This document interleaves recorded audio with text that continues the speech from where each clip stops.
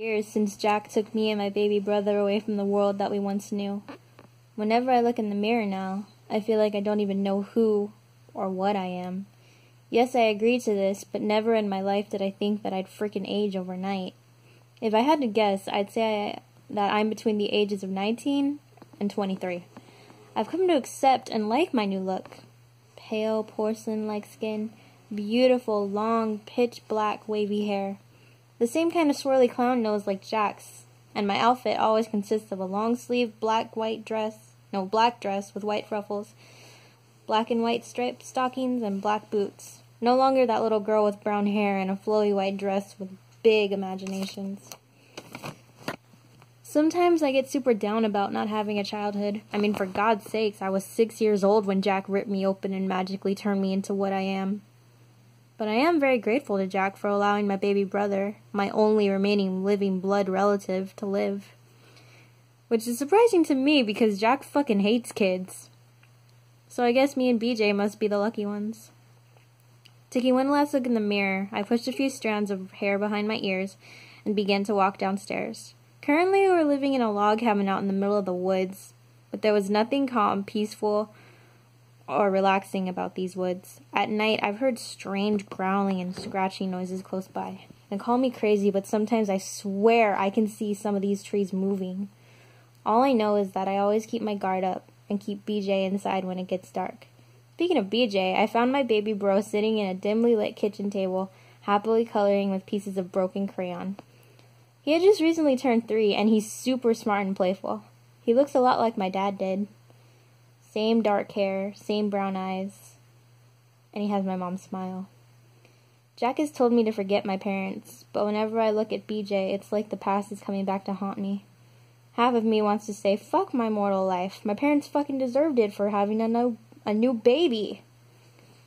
But a bigger part of me wants to break down, fall to my knees and ask myself why I let all this happen, why I allowed me and my brother to become orphans.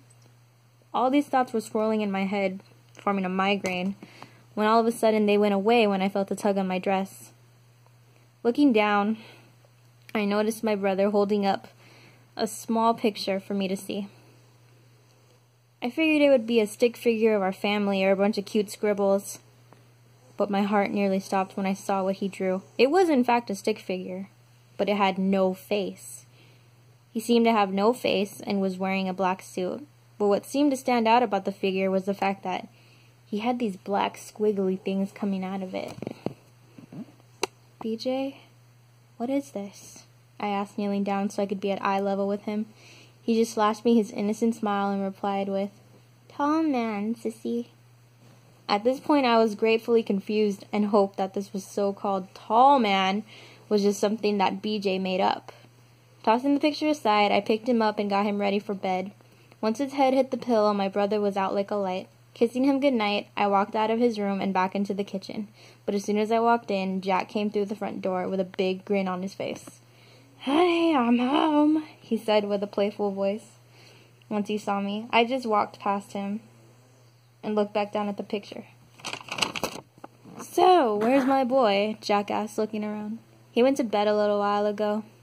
"But Jack, look at this. What the heck do you think this is?" I asked, handing him the drawing. "You're saying that BJ drew this?" Jack asked with a hint of concern to his voice. "Yeah, and when I asked him about it, he called the thing the tall man."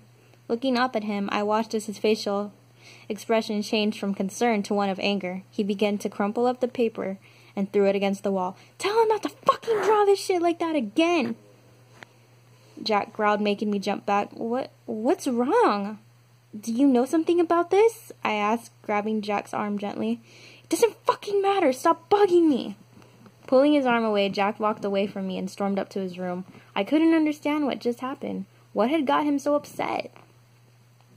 Picking up the picture that Jack crumbled up, I put it in my pocket and went to sit on the porch for a while. As the cool breeze blew through my hair, I tried to clear my mind of everything, but a growling noise from the corner of the house caught my attention. Quickly standing up, I left the porch to see what was making that horrible noise. Walking slowly towards the corner, I took a small peek and felt my blood turn cold from what I saw. This thing was the most hideous creature I had ever seen. Its skin was gray and wrinkly, and it was bony and walked on all fours. It had sharp black nails and sunken-in black eyes. I was beyond terrified, so terrified that a small gasp escaped my lips before I could stop it. Hearing it, the creature turned around and spotted me. Next thing I knew, it showed me its ugly, sharp yellow teeth and began crawling towards me. Thinking fast, I ran to the other corner, opened the cellar doors, and locked it behind me.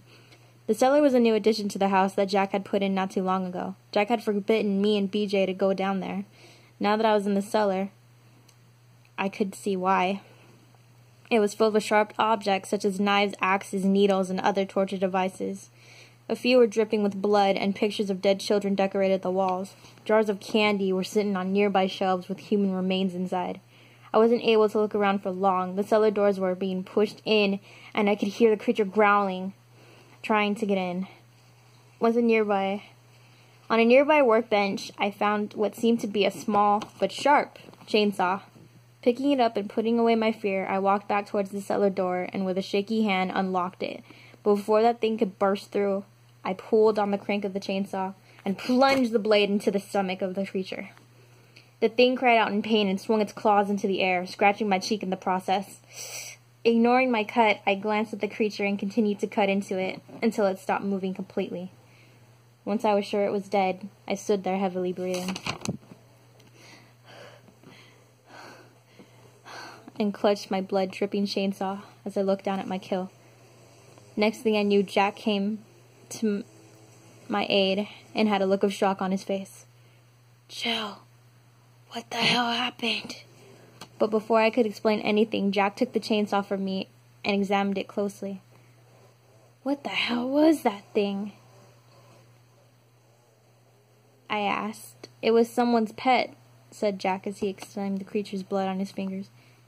This is no time for jokes, Jack. This thing could have killed us, I said, getting a little upset. I'm not joking, Jill.